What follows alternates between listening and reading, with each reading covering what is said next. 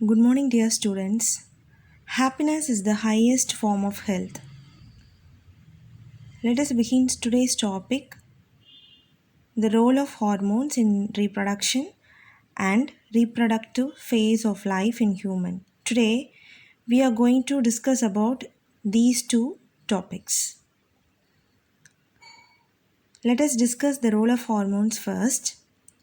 First, we have to know that what is hormone? It is a chemical substance which is produced by our body.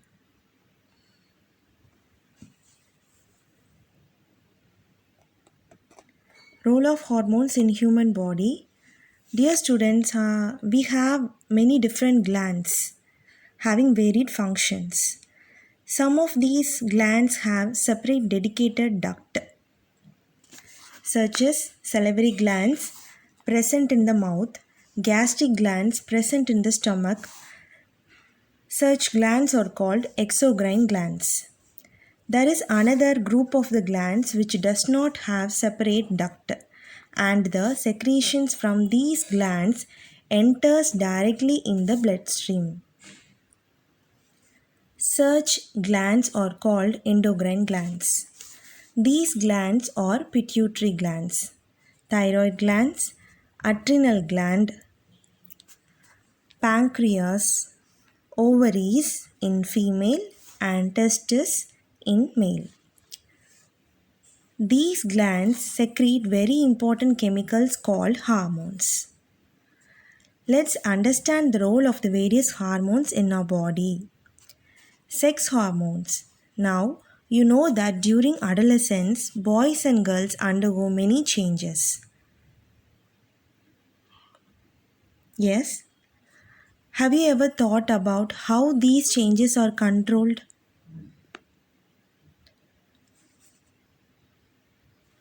Hormone secreted by the endocrine glands enters into the bloodstream, flow with the blood and reach to the particular target site. These sites are responsible to the hormone by undergoing changes.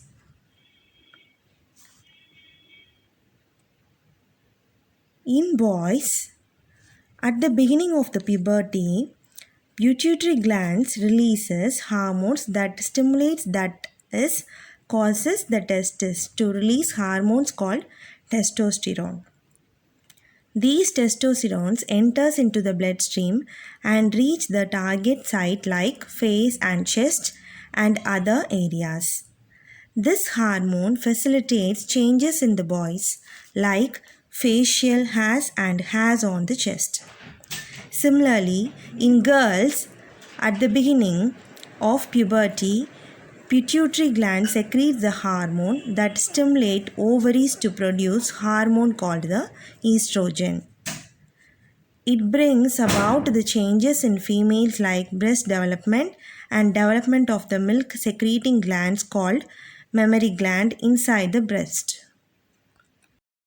In male and female, reproductive behavior and reproduction are mainly under the control of LH, that is luteinizing hormone, and FSH, that is follicle stimulating hormone. First, FSH. FSH stimulate the growth and the maturation of ovarian follicle.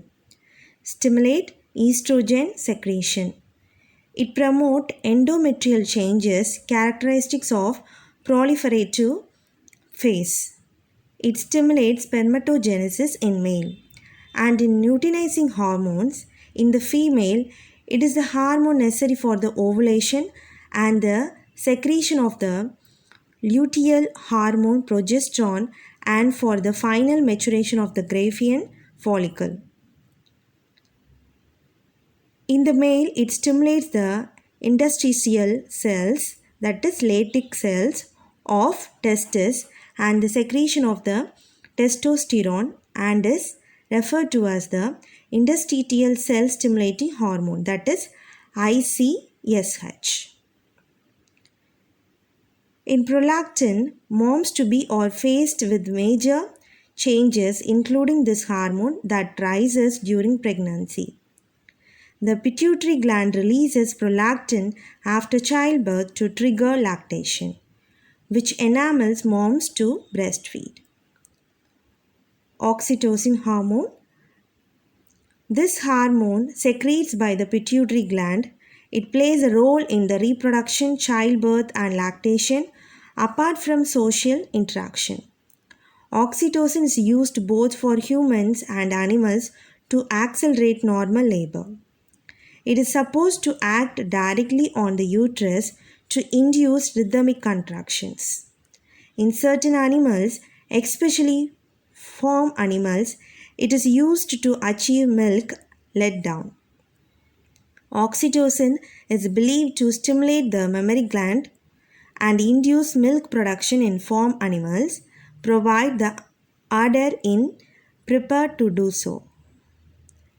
Next, we are moving on to reproductive phase. By now, we are all aware of the various changes in boys and girls. So, can you tell me which is the most important of all changes? That is the development of reproductive organs. This stage of the sexual maturity is what defines the puberty. What is meant by this? This means the individual is physically capable of reproduction. So, are we say that both male and females are capable of reproduction with the onset of puberty? Absolutely. And that would mean that they can reproduce any time throughout their life. Absolutely not. Why not? The basic reason for this in the case males and the females is different when it comes to the reproductive span. And why is this different? This is what we need to answer in this video. That details with the concept of the reproductive phase. Let us understand the two words.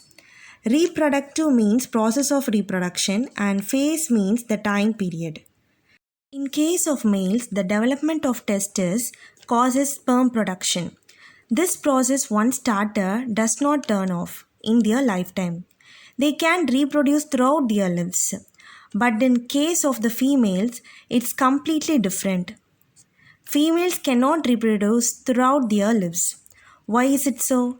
The simplest answer to this question is the process of ovulation. It is the process of release of ova from the ovaries. We know that reproduction requires an egg cell as the female gamete.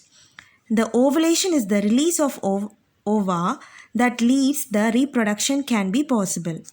Only when the egg cells are released. But did you know that every individual females has number of egg follicles where the ovary is fixed?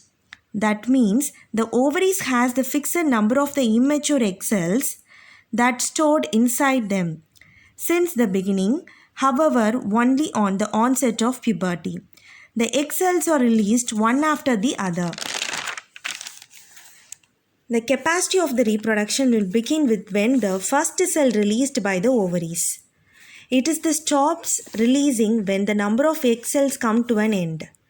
This has the scientific name. The commencing point is called menarche, and the girl experiences menarche when she steps into puberty. This is different from one female to the another. However, the average age range to expect menarche is 12 to 14 years. Also, when the time it terminates called menopause. This time also differs in females. But the average period of this age between 45 to 50 years. Let us just imagine one of the ovary has released an egg cell. It goes straight to the fallopian tube and then moves further. Now, if this egg gets fertilized, then the fetus will need a proper location for the placenta attachment. For this proper thing, cushion layer made up of cells need to be formed inside the uterus. This layer is called endometrium. But how will the reproductive tract know whether the fertilization is going to occur or not? How will it form the endometrium all of a sudden if fertilization occurs. The natural tendency of our body is to prepare for every possibility.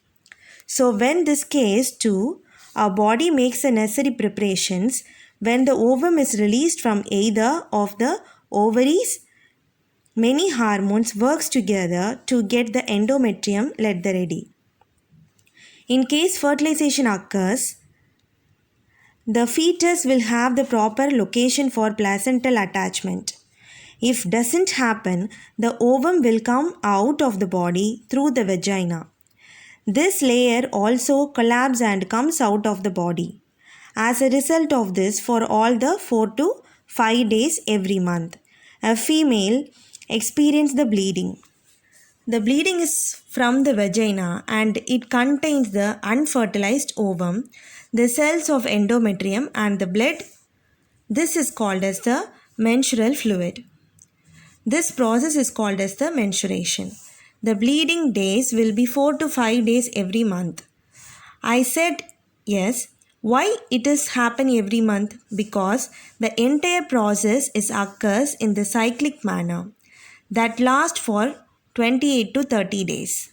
The ovulation and the building up of the endometrium and then followed by this the collapsing of the endometrium. In case the ovulation does not occur, this will give rise to the discharge of the menstrual fluid. This entire cycle is called menstrual cycle. So this cycle is from 28 to 30 days and it causes bleeding phase last for 4 to 5 days. If the fertilization occurs, the fetus will have the proper location for the placenta attachment. I have said already, yes. So, after ovulation, the ovum reaches the fallopian tube and fertilization takes place. The fertilized egg undergoes development. It is implanted in the uterus. The corpus luteum continues to grow and produce large amount of the progesterone. This results in pregnancy. Normally, it lasts for 280 days, at the end of which pasteurization takes place. In a nutshell, the reproductive ability is obtained by individuals on the onset of puberty. In male, it lasts till they are alive. However, in females, the reproductive phase is marked by the menarche and concluded by the menopause. The time period in between this, whether the body undergoes the menstrual cycle. The reproductive capacity of the females only found during this phase. That's all about the role of the hormones in reproduction and reproductive phase of life in humans. Thank you, dear students.